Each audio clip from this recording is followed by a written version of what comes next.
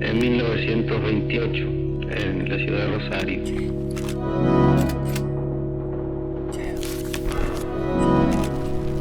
Tratamos de ser fieles.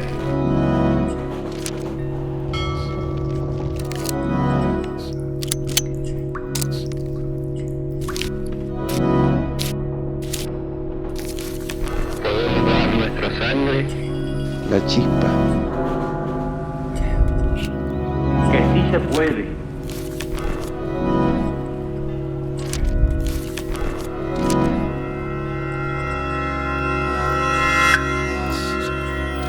La única pregunta que cabría, en caso de caber alguna,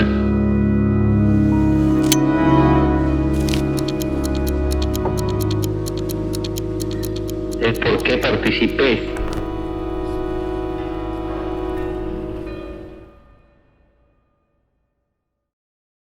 Vamos a darle la bienvenida y agradecemos, por supuesto, la presencia de Claudia Hillman, doctora en letras, investigadora, artista plástica y periodista cultural. Fuerte el aplauso para ella. Mientras se acomoda, les voy a contar un poco su historia. Nació en el 61, realizó estudios de posgrado en la Escuela de Estudios Superiores de Ciencias Sociales en París, se doctoró en la Universidad de Buenos Aires, fue docente de literatura contemporánea en la Facultad de Filosofía y de Letras y Antropología de las Élites en el doctorado de la Facultad Latinoamericana, investigadora del CONICET, artista plástica, traductora y periodista cultural. Publicó ensayos, ficción y poesía. Es autora de Mejor Mañana y de múltiples artículos sobre literatura argentina y latinoamericana, problemas culturales, historia intelectual, coautora de Preciosas Cautivas también. Se ha especializado en las relaciones entre el arte y la política, vanguardias, regionalismos en América Latina y en la creación de poéticas individuales y grupales. Hoy la recibimos entonces a Claudia Hillman. Les voy a pedir de nuevo un fuerte aplauso para ella y a todos ustedes. Muchas gracias por venir. Hola, ¿qué tal? Buenas noches. Disculpen que el clima estuvo malo, yo no lo programé. Quería decir lo siguiente, que en los años 60 y 70... ¿Se escucha? A ver, me parece que lo voy a prender. Permiso. Sí. Ahora sí. Ahora sí. La pregunta es así. En los años 60 y 70, como consecuencias de transformaciones que el mundo experimentó después de la Segunda Guerra Mundial, una parte de los habitantes del planeta creía que se aproximaba una enorme mutación de índole específicamente política y de signos socialistas. Vistas las cosas desde hoy, aquella expectativa, tal como fue formulada, parece el non plus ultra de la ironía. La vislumbrada crisis terminal del capitalismo resultó ser no solo una ilusión, sino hasta una de las más equivocadas predicciones. Un hecho incontestable es que no triunfó la revolución mundial, pero el Che no clausura. Hay una memoria cultural que no lo suelta. Hoy aprovecho la oportunidad de la visita de un periodista cubano para dar al pueblo de Cuba el primer saludo que tengo oportunidad de dar, de un pueblo que he decidido defender, conociendo solamente a través de la acción y del pensamiento de nuestro jefe Fidel Castro. Bueno, ven acá en ese primer saludo cómo se conforma la lengua que va a hablar el Che, que no es una lengua porteña, tampoco es estrictamente una lengua cubana. Su aparatura tiene que ver con su impactante versatilidad y tradición en la sociedad de consumo, en la que el Che comparte ese destino de santo serializado e industrial con Cristo, Mao, Lenin y María y Teresa de Calcuta. Ahí vemos el estado de significación completamente abierto que está vinculado con el Che en el día de hoy.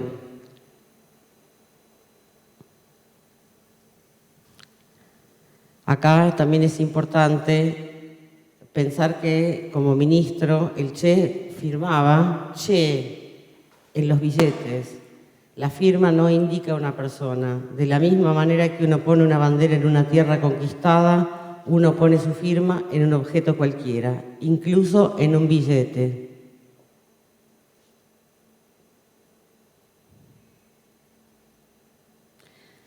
Acá un montón de imágenes con sentidos completamente contradictorios, pero que siguen teniendo como centro lo que no muere nunca del Che.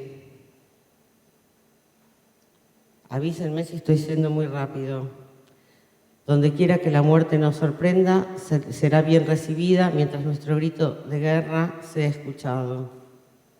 Películas, imágenes, luchas opuestas, moda, amplificación, remeras.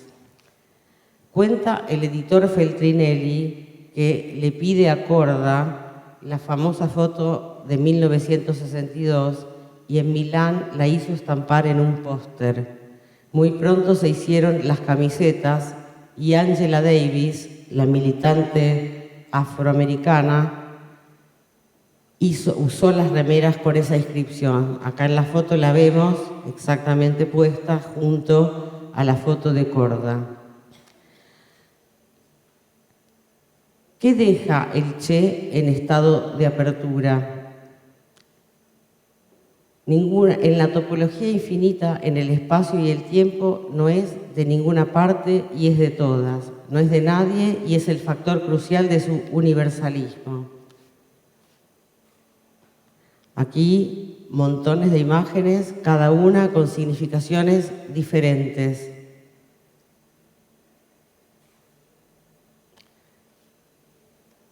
En la topología infinita, en el espacio y el tiempo, el Che no es ninguna parte y es de todas. No es de nadie y es de todos.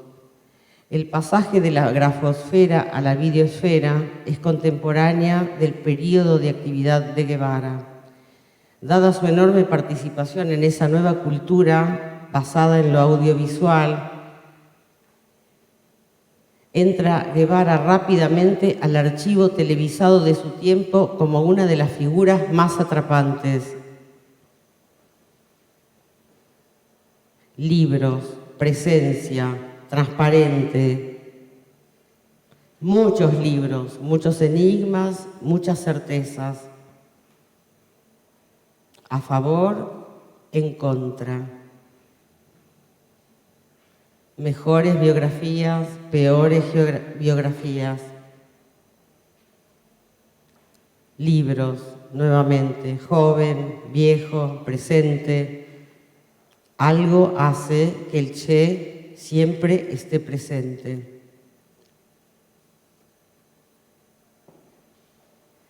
Dada su enorme participación en una cultura de la imagen, Guevara entra rápidamente al archivo televisado de su tiempo como una de las figuras más atrapantes.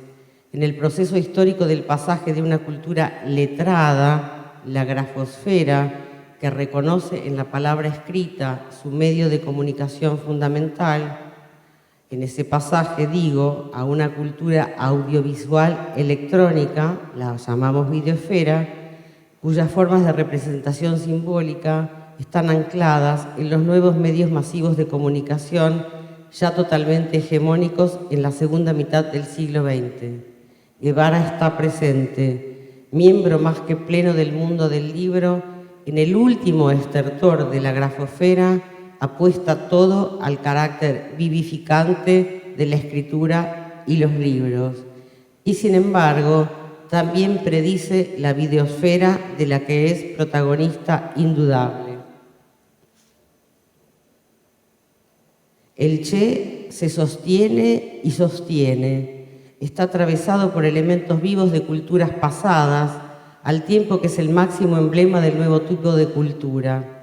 Es un nexo privilegiado de transición epocal, porque vivió en el momento climático de la inminencia revolucionaria y en el apogeo de la idealización de la cultura del libro, y se inscribió con naturalidad en el naciente universo de la cultura multimediática y global.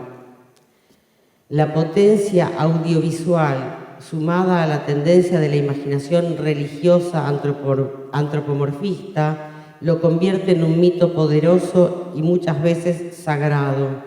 La suerte y el recorrido de su presencia transparente también es un dato de nuestra cultura presente, que permite estudiar fenómenos en la larga duración a partir de las significaciones que adquieren esas vigencias y las presuposiciones históricas que las anudan. Nos permite pensar cómo opera el pasado conocido para producir significaciones culturales, una suerte de taquigrafía de lo social.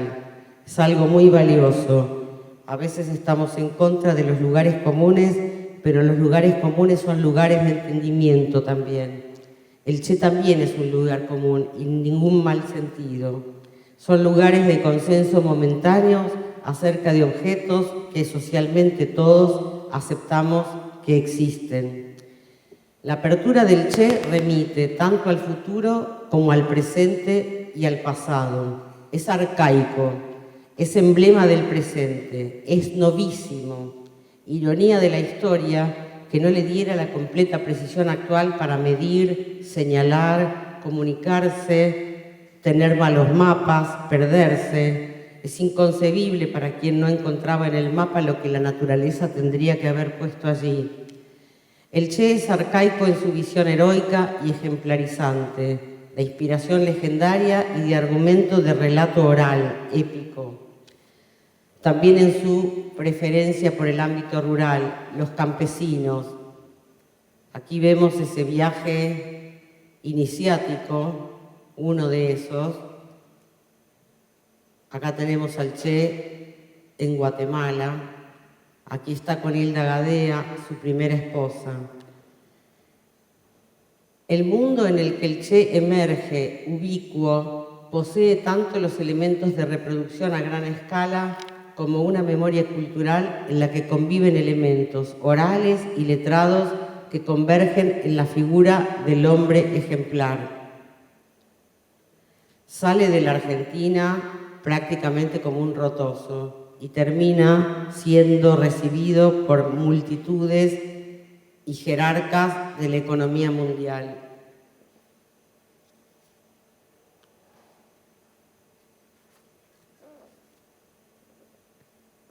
El Che es protagonista de la primera revolución televisada de la historia, de la joven revolución cubana. Las imágenes catódicas y de la prensa cotidiana lo muestran en las escalerillas de los aviones, saludando estadistas, ovacionado por multitudes. Es un hombre público y está en boca del mundo entero.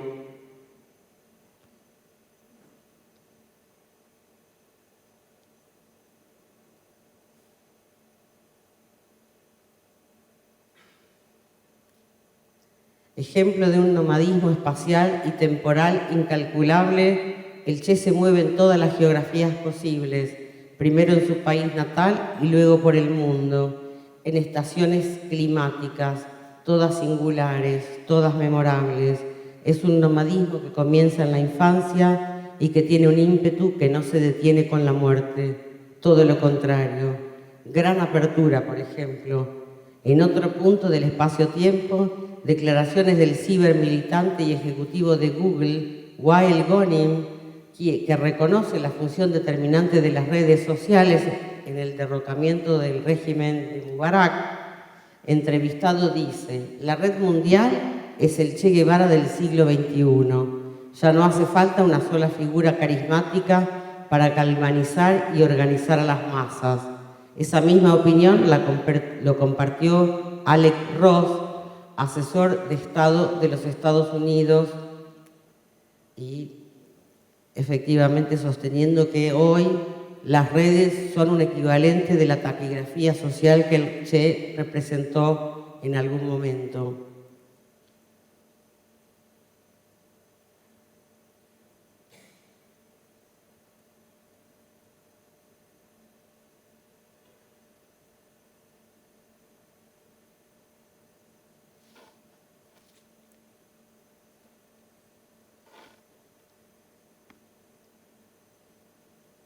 Ahora hay una consigna que la lucha por el sexto grado. Díganme si se escucha. Pero acuérdense, no que dentro de unos años, no vamos a decir qué año, pero dentro de unos años, el que tenga sexto grado nada más será analfabeto.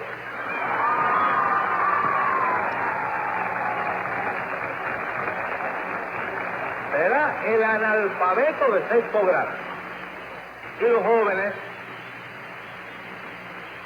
yo entre ellos, considero de los jóvenes, tenemos que estudiar y estudiar fuerte. Para nosotros no hay eso de que la vista me duele, que no me entra la lectura, que se me cansa, que no hay este juego, que tengo mucha guardia, que los niños no me dejan dormir, todas esas cosas que andan por ahí sueltas. Hay que estudiar de todas. Bueno, como se ve ahí, una de las convicciones contemporáneas de Guevara es acerca del valor de la cultura del libro, del valor del aprendizaje, de la idea de que no se trata solo de aprender a leer y escribir, sino de aprender a pensar, para lo cual leer es imprescindible. Ernesto Guevara de la Serna se va de la Argentina en una búsqueda personal sin precedentes, en el camino que lo lleva en varias etapas hasta la culminación de su más que climática vida, adquiere notoriedad.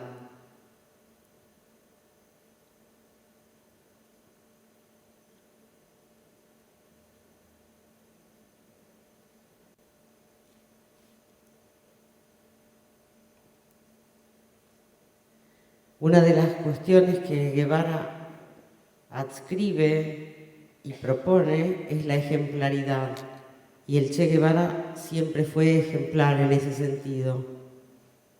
Aquí está la cuestión del trabajo voluntario, su noción de los dirigentes de la revolución tienen hijos que en sus primeros balbuceos no aprenden a nombrar al padre.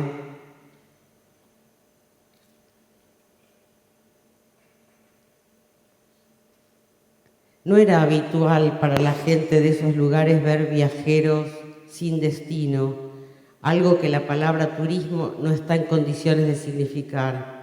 Es así que Guevara sale en fotos de periódicos locales como una curiosidad, consigue diversos empleos, futbolista, había sido rugby en la Argentina, fotógrafo, médico, marinero mercante, y no resulta una figura indiferente a las personas con las que interactúa. En ese camino, así como llega, siempre se va. Se despide todo el tiempo de la gente al paso con la que socializa, los enfermos que cura, los futbolistas con los que juega como profesional, los médicos colegas con los que intercambia ideas. Seguirá cultivando el género de las despedidas.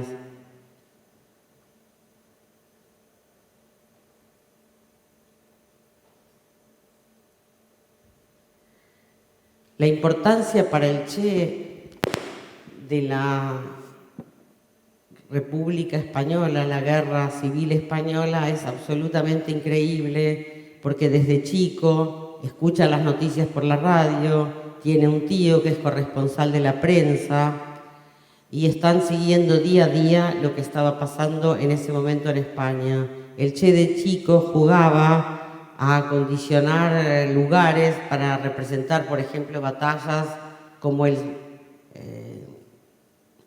Cerco de Madrid. Aquí, algo muy interesante, el general Enrique Lister, que fue, acá está en la foto con el Che, a quien el Che absolutamente adoraba y que tuvo como el sueño del pibe, la ilusión consumada. Alberto Machado le escribe a Lister, a la distancia, su admiración y la importancia de España y de la Guerra Civil para el Che se nota claramente en la presentación que hace de Lister.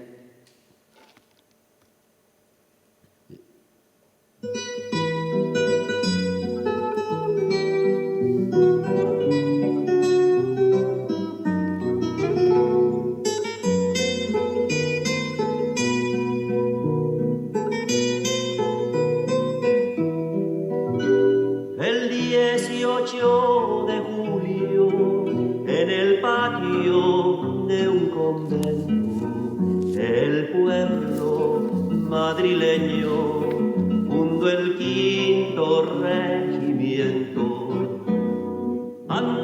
jaleo, jaleo, ya se acabó el alboroto y vamos al tiroteo, y vamos al tiroteo.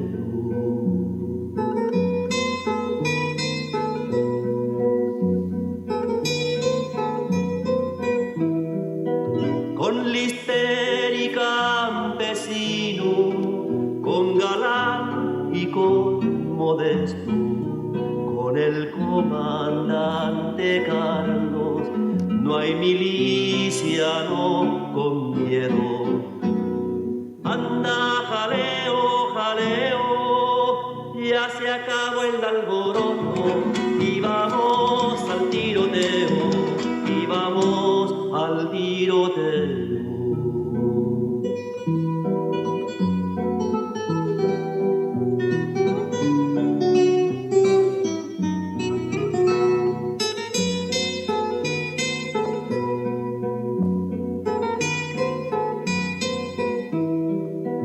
Con los 4 batallones que a Madrid están defendiendo, se van lo mejor de España, la flor más roja del pueblo. Anda, jaleo, jaleo, ya se acabó el alboroto y vamos al tiroteo, y vamos al tiroteo.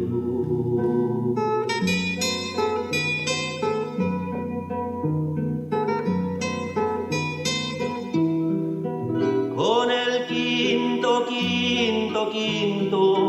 con el quinto regimiento, madre, yo me voy al frente para las líneas de fuego. Anda, jaleo, jaleo, ya se acabó el alboroto y vamos al tiroteo, y vamos al tiroteo. Imagínense lo que habrá sido para el Che Guevara, que escuchaba esas historias, recibir a Lister en Cuba y la manera en que lo hace. Hace lo siguiente, lo presenta en un auditorio repleto de público y tiene el orgullo infinito de poder decirle a Enrique Lister los versos que Machado le había dedicado en su momento. En algún punto no está totalmente convencido el Che de la situación en España que le presenta a Lister como una situación en la que no había ningún problema político y que todo se estaba solucionando. La trayectoria de Lister es muy grande, es un personaje que vale la pena investigar, pero lo que es impresionante, por lo menos para mí, es que en este video, que es muy largo, probablemente no lo pueda pasar, se escucha en un momento el ruido del arma sobre la mesa, y el Che le dice, citando mal, que es una tradición argentina, que es la de la cita memoriosa: si mi pluma valiera tu pistola, de capitán contento moriría. Ese es el original que Machado le dedica a Lister, y eso es lo que, con alguna variación, el Che va a decir cuando tenga la ocasión de presentar a Lister. Queridos compañeros, tengo hoy el honor, en nombre del pueblo de Cuba, de saludar una vez más, durante su estancia entre nosotros, al general Lister.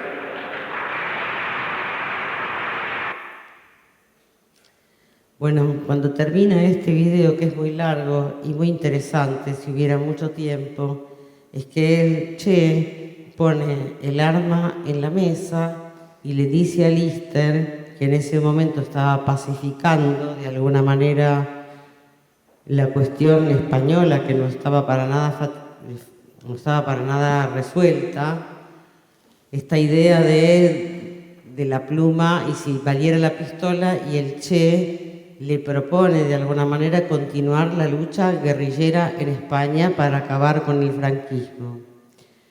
La cuestión es También es cierto que el Che está rodeado de personas influyentes y a lo largo de la vida los contactos familiares le van a resultar muy importantes para salir de algunas situaciones riesgosas. Pronto, de ese rotoso, mugriento que salió, a ver si lo encontramos.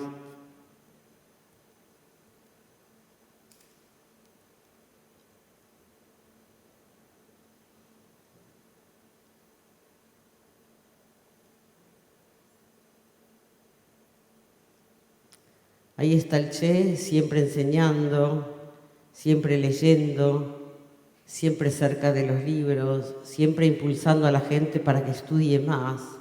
Eso no es nada arcaico. De pronto, esa persona que sale de la Argentina en esa búsqueda casi iniciática se encuentra de gira por el Kremlin, en la India con Nehru, inicio de la revolución, a caballo y con papeles, enseñando la letra y la causa, y enseñando con el ejemplo del trabajo voluntario, de la renuncia a valores familiares y, por supuesto, siempre lleno de poesía. Sin la Guerra Civil Española, el Che no habría existido. Hay ahí un tipo de poesía que él amaba, de lo que voy a hablar en un rato más, pero que tiene como uno de los autores fundamentales a León Felipe. Voy a empujar un pequeño versículo.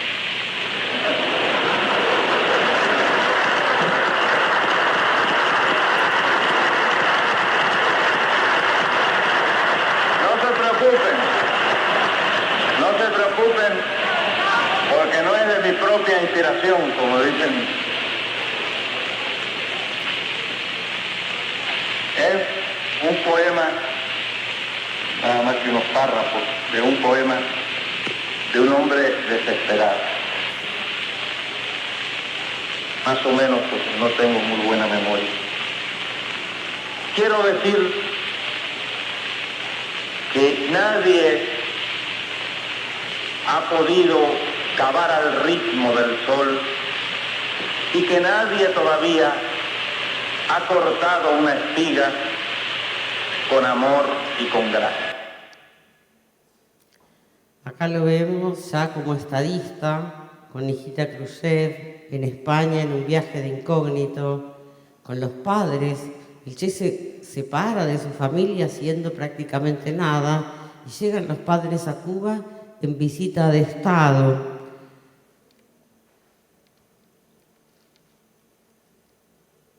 Con Massetti, fundador de Prensa Latina, con Lister, en Pakistán, con Mao. China es recibido por millones y millones de gente que tira flores y lo homenajea, con Nasser, con Sukarno, primer ministro de Indonesia, con el mariscal Tito de Yugoslavia, en la India con Nehru, en el Japón con Fidel Castro y con el poeta Nicolás Guillén. Algo extraordinario que es ser muy amante de la poesía y que los poetas favoritos, salvo Vallejo, que se había muerto, le dedicaron al Che poesías. Y eso es como el sueño del pibe. El Che Guevara con Simone de Beauvoir y Jean-Paul Sartre. Sartre llega a decir del Che que es una versión ejemplar o mayúscula de lo que es un ser humano. Bueno, acá era para apreciar la secuencia de la foto de Korda, la foto de la boina. No sé si se puede ver bien. El Che que sale de la Argentina como una especie de don nadie, lanzado a la aventura, termina en las Naciones Unidas, termina en la política alta como un personaje totalmente encandilante. Aquí, bueno, es Fidel que lee la carta de despedida, no lee la carta de despedida ahí. Libros, mensaje a la tricontinental, la hora de los hornos, es la hora de los hornos y no se ha de ver más que la luz. El Che, por la tele, por la radio, perpetuamente filmado. Acá me interesa ver cómo está fotografiada desde la pantalla del televisor la figura del Che, porque el Che emerge en tiempos extraordinarios de cambios, sobre todo el cambio de la grafosfera de la cultura escrita a una cultura multimediática que hace mucho énfasis en la imagen. El Che y otra vez el sueño del pibe. Juega al ajedrez. ¿Con quién juega? Con Miguel Najdorf. El Che Guevara habla, promete, es escuchado, es televisado, está en todas partes.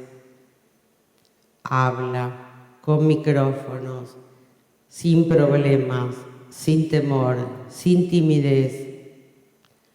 Sigue hablando, sigue con su discurso purista y revolucionario.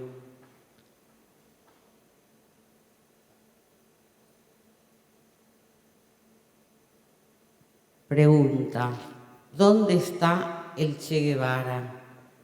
Seguramente en 1965. El Che Guevara ya no está más en Cuba. La literatura, la fotografía y la lucha son todo uno para el Che. ¿Dónde está Guevara? Guevara está en el Congo, por ejemplo. Un momento impactante. Hay una ausencia en nuestro comité central de quien posee todos los méritos y todas las virtudes necesarias en el grado más alto para pertenecer a él, y que sin embargo no figura entre los miembros de nuestro comité central. Y para explicar esto, vamos a leer una carta, aquí de puño y letra, aquí transcripta a máquina.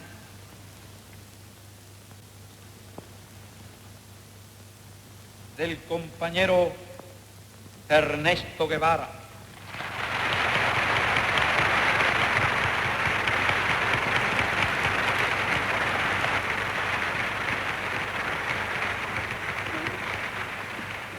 Que por sí misma se explica.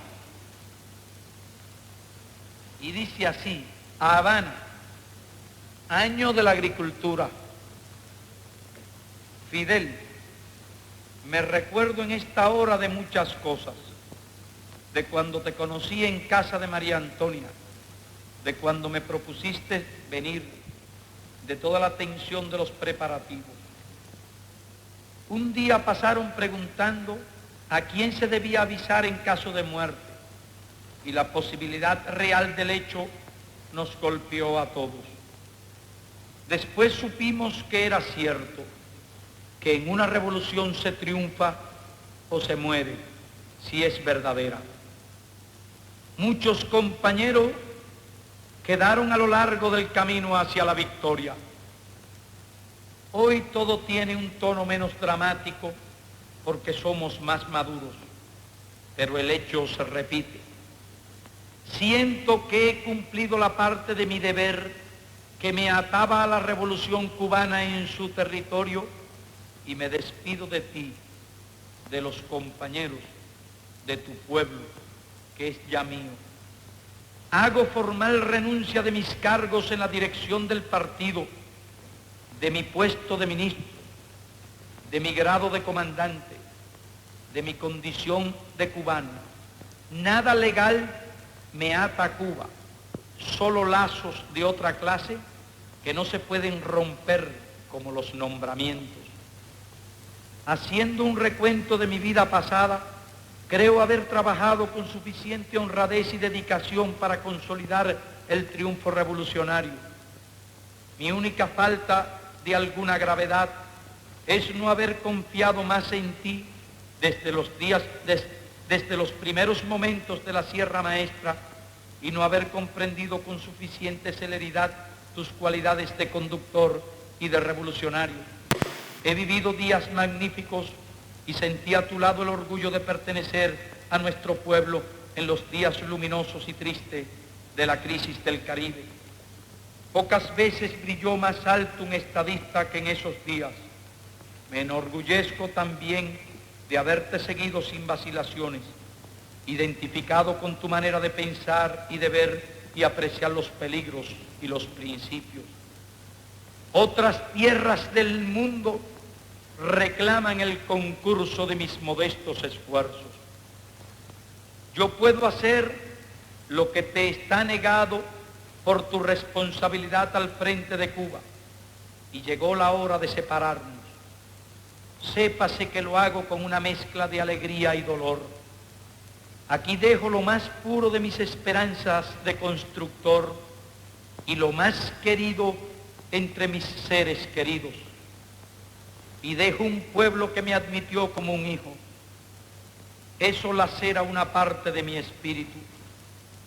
En los nuevos campos de batalla llevaré la fe que me inculcaste, el espíritu revolucionario de mi pueblo, la sensación de cumplir con el más sagrado de los deberes, luchar contra el imperialismo donde quiera que esté. Esto reconforta y cura con creces cualquier desgarradura.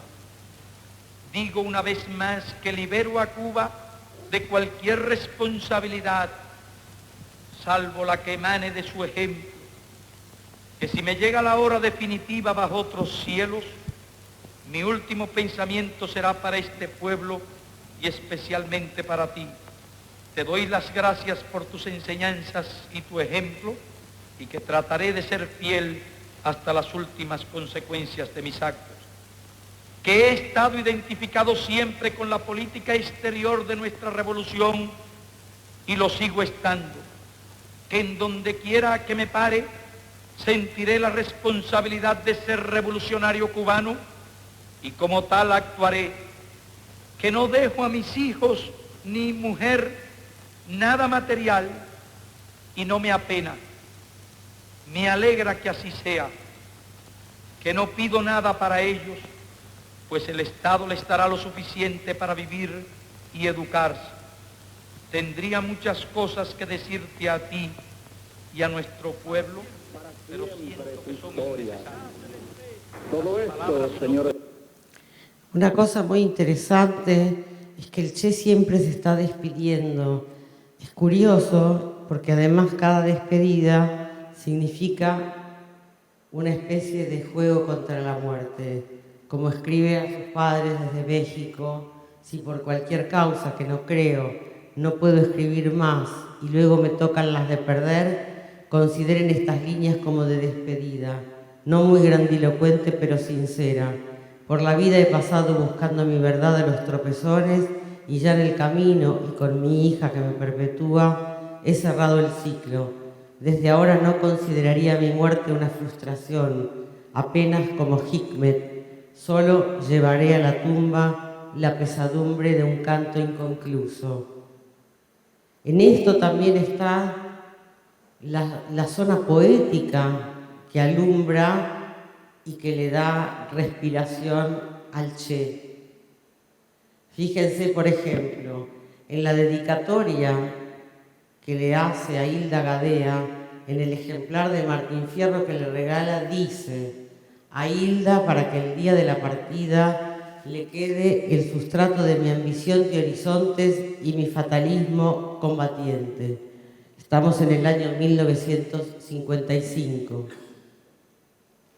Y otra cosa también interesante es que apenas Fidel lee la carta de despedida del Che, aparece la canción que va a dejar de alguna manera fijada, casi para siempre, una cantidad enorme de topos y de temas sobre los que siempre se va a volver a recurrir. Por supuesto, entiendo que todos conocemos esta canción y la voy a pasar entera porque no la quiero cortar.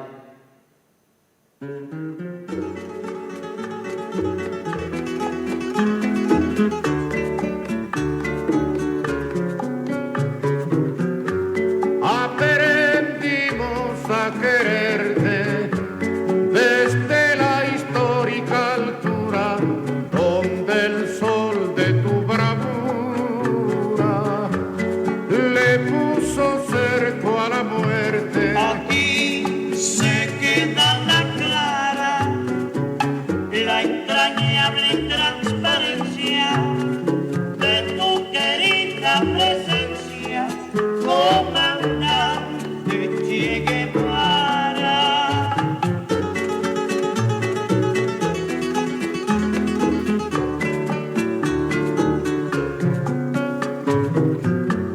Tu mano gloriosa y fuerte sobre la historia dispara cuando todo Santa Clara se despierta para verte. Aquí se queda la clara, la entrañable transparencia de tu querida presencia, comandante Che Guevara.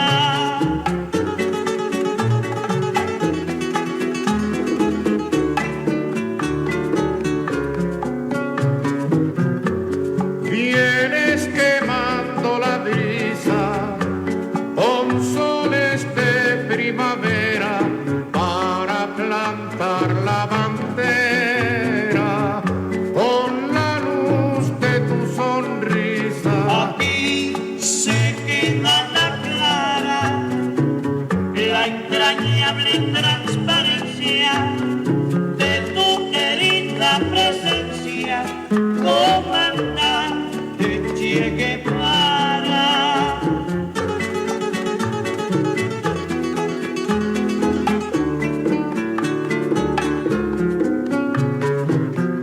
Tu amor revolucionario te conduce a nueva empresa donde esperan la firmeza de tu brazo libertario. Aquí se queda la clara, la entrañable transparencia de tu querida presencia, comandante Che Guevara.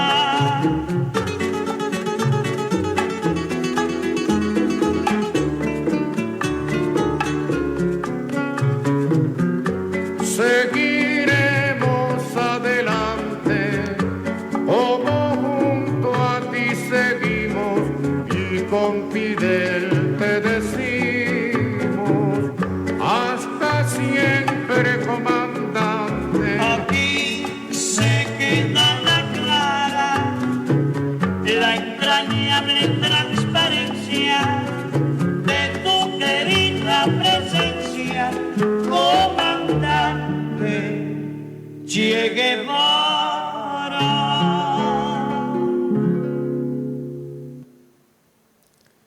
Como decía también antes, el Che era un gran lector de poesía y tenía poemas favoritos. En el cuaderno verde del Che, que fueron notas que se encontraron en la mochila, había poesía copiada, original y en algunos casos transcripta de memoria. Aquí está, por ejemplo, zonas de la escritura. El Che empieza a escribir a los 5 años, pero se hace un diccionario de lecturas, un diccionario de nombres, de las cosas que va leyendo, hace fichas, lee absolutamente todo el tiempo. Desarrolla su pasión por las letras, por la fotografía, de la que vivirá profesionalmente en México, y por la revolución mundial sin desgarros intelectuales, haciendo, aunque no se pueda, dejando de lado la palabra cuando hay que actuar. En él, la teoría y la praxis están imbricadas o sujetas, sin importar sus consecuencias, al método de ensayo y error. Por eso, en Guerra de Guerrillas señala: no hay oficio ni profesión que se pueda aprender solamente en los libros de texto. La lucha, en este caso, es la gran maestra. El Che quiere enseñar todo: historia del pasado, idiomas, matemáticas, historia de Cuba. Para enseñar el futuro tiene que tener paciencia y partir de la vida cotidiana del foco, y lo hace como parte del entrenamiento elemental. En decenas de fotos se lo ve enseñando en las pausas de la marcha. En Bolivia, por ejemplo, los guerrilleros estudiaron quechua y se proponían seguir con el aymara. Otra cosa importante que es que Che, a su pasión pedagógica y redentora, le agrega su ejemplaridad heroica. Y de hecho, provocaba bastante curiosidad que alguien tan amante de los libros eligiera siempre para sus columnas y sus luchas guajiros analfabetos. Él es el jefe y la voz de mando que convierte en acción lo que ordena. Él trae la letra como Prometeo el fuego, como la salvación de los hombres, en todos sus campamentos, y siempre que pueda dedicará tiempo a la alfabetización de sus colaboradores. Habiendo ya pasado por el televisor, su ingreso al mundo de los objetos fue fulminante y logrado nada más que por su sola existencia. Imágenes de los diarios, la importancia del Che en los libros. Y otra cuestión que también es importante, ahora con esta imagen no la quiero decir.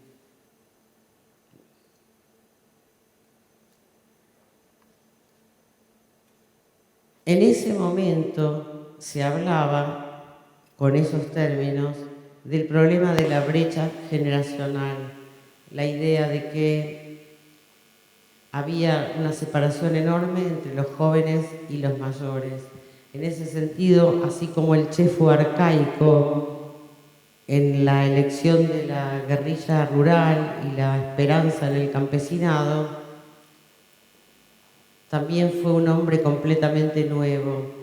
En esa cultura, lo que dice Margaret Mead, que es interesante, hace una distinción entre culturas en las que un niño sabe por un tiempo muy, muy largo que va a ser igual a su padre, que va a ser igual a su abuelo, y eso es lo que espera y lo que le parece normal. En algún momento se pasa a un tipo de cultura en la cual el saber y la experiencia no provienen solamente de los mayores, sino que también se dan entre pares. Y Margaret Mead, en el año 69, como visionaria que era sin duda, habla de un tipo de cultura en la que todo el saber va a depender de los jóvenes.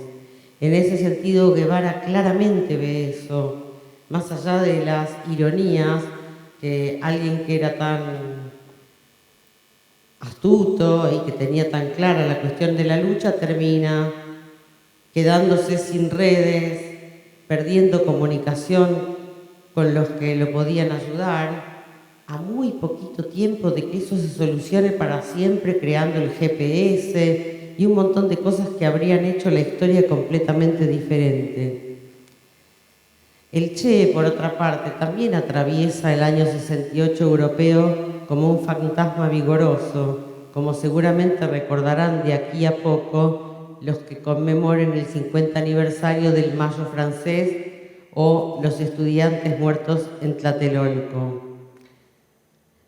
De hecho, el Che siempre se refiere en sus discursos a los jóvenes y a los estudiantes y les pide que por favor estén a tiempo con la revolución técnica que anticipa la sociedad del conocimiento y las posibilidades de vinculación que se anuncian para nuevos medios y soportes. Él consideraba esa revolución como inminente, tanto como la revolución socialista, pero que se había ya realizado en Cuba. De hecho, en esa zona arcaica donde el Che prefiere lo rural a lo urbano, suscita también cuestiones políticas. El Che tiene diferencias mientras está en la campaña previa al triunfo de la Revolución Cubana, tiene desconfianza con los militantes de la ciudad o del llano, para decirlo en las palabras en que se decía en ese momento. Él no tenía buenas relaciones con la militancia del llano. Su idea del foquismo y su idea de la primacía de lo rural era mucho más fuerte que la confianza que le despertaba la militancia urbana. Su teoría de la guerrilla no corresponde a un modelo urbano. De todas maneras, el Che sigue estando en la técnica como último ejemplar como una persona que estaba viendo lo que pasaba en el mundo tecnológico. No solamente estaba cerca del mundo rural, el mundo de los campesinos, sino también la idea de que prontamente una nueva cultura iba a requerir habilidades tecnológicas gigantescas para los que quisieran sobrellevar esa época o triunfar o llevar con éxito la revolución. Según él, solamente en condiciones históricas y geográficas rurales, la guerrilla podía activar la revolución. Como decía antes, él enseña el amor por la lectura y la doctrina revolucionaria al mismo tiempo. Si hubiera que tener un lema, uno diría que es la letra con letra entra. Eso, como decía antes, es ese rasgo de arcaísmo que se opone a la celebración de la ciudad y al despoblamiento rural a escala mundial en ese periodo. Por otra parte, también es un héroe a caballo, o de mulo, diríamos de vez en cuando. Ya el caballo era arcaico para las guerras. En este caso, todo es posible para las guerrillas. La figura misma del Che lleva también, como rasgo de arcaísmo, la marca del bandolerismo social, de eso que trabaja el historiador Eric Hobsbawm cuando trabaja la identificación popular, por ejemplo, como figuras como Robin Hood. Sería un ejemplo de bandolerismo social. Resulta arcaico e irónico la idea del apoyo de los campesinos, al mismo tiempo que se proponen el Che y otros la importancia de la reforma agraria. El campesinado está en proceso de desaparecer. El cambio social más drástico y de mayor alcance de la segunda mitad del siglo XX y el que nos separa para siempre del mundo del pasado es la muerte del campesinado. Y es que desde el Neolítico la mayoría de los seres humanos había vivido de la tierra y los animales domésticos o había pescado. Marx había previsto el fin del campesinado en países de industrialización intensiva, pero lo que sucedió fue que el declive de la población rural en países cuya evidente falta de desarrollo industrial intentaron disimular las Naciones Unidas con el empleo de una serie de eufemismos en lugar de las palabras atrasado, pobre.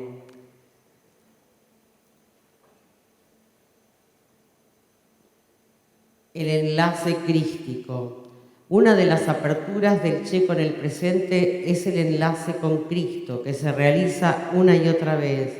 Esa presencia transparente, querida y entrañable, que no es de este mundo, es de otro mundo, de un mundo donde el sacrificio personal vale en el más allá del libro de la historia. Es interesante porque cuando el Che escribe, muchas veces piensa la historia como libro. Esto se dirá en las páginas que escriba la historia. Es algo que empieza una vez y otra vez y se repite. Decía antes que una de las aperturas del Che es el enlace con Cristo que se realiza una y otra vez. El enlace es una relación evidente, aunque muy refutada, y que tiene que ver con que el proceso de secularización que supuestamente funda la modernidad es un proceso incompleto. Esa incompletud es lo que hace que el Che conecte con Cristo. La idea es esta. Primero, quiero marcar esto.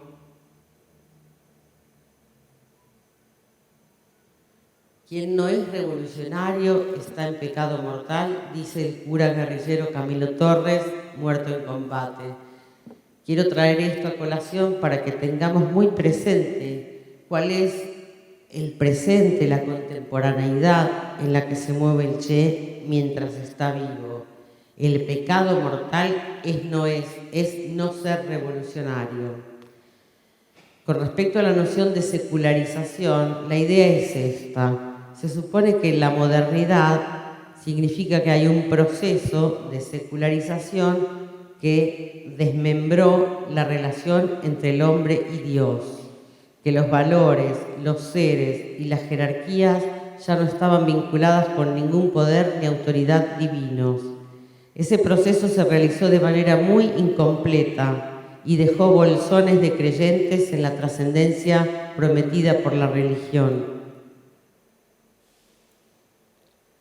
La palabra en sí, secular, que tiene que ver supuesto con la palabra siglo, alude en su momento al hecho de hacerse regular un monje, es decir, dejar los hábitos que alguna vez rigieron la relación de ese religioso con Dios. En términos más amplios, se podría decir que se da el pasaje de la creencia en Dios para celebrar una creencia en el progreso, la ciencia y lo superior en este mundo. Se supone que se concreta un pasaje de la fe en Dios a la fe por el progreso, y eso afecta a una parte enorme de la sociedad, pero por supuesto no a todas. Dicho sea de paso, hay que explicar que la secularización no se consolidó si uno piensa en el despliegue de la UMA, de la tercera religión monoteísta. Se supone que se concreta un pasaje de la fe en Dios a la fe en el progreso. Hannah Arendt señala de una manera muy interesante la secularización de una manera muy básica, muy material. Para ella es el acontecimiento histórico tangible que no significa otra cosa que la separación de la Iglesia y el Estado, desde la religión y la política. Y lo que agrega, y es muy interesante, es que desde un punto de vista político esa separación se inspira en el cristianismo primitivo, emblematizado en la frase: dad al César lo que es del César y a Dios lo que es de Dios.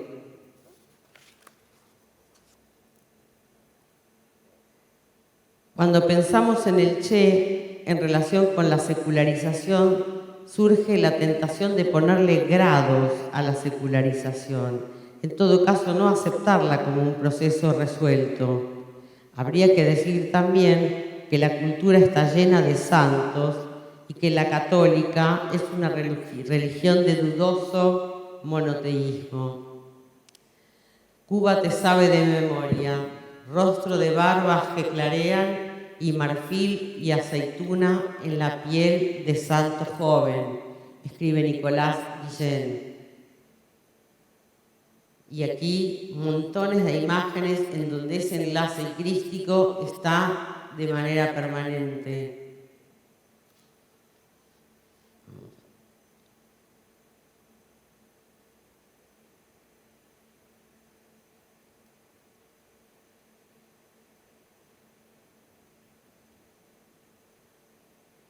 La lección de anatomía. El Che en la lección de anatomía. El Che muerto. El Cristo yacente de Manteña. Berni, el cuerpo muerto del Che.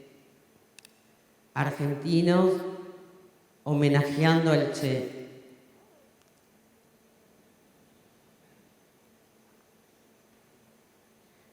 para seguir con la cuestión de la secularización, en el 1922 el politólogo alemán Carl Schmitt también señalaba que los dos niveles, mundano y regular, era la señal de la interpenetración de dos órdenes de vida que se consideran contrarios, cuando en realidad no lo son.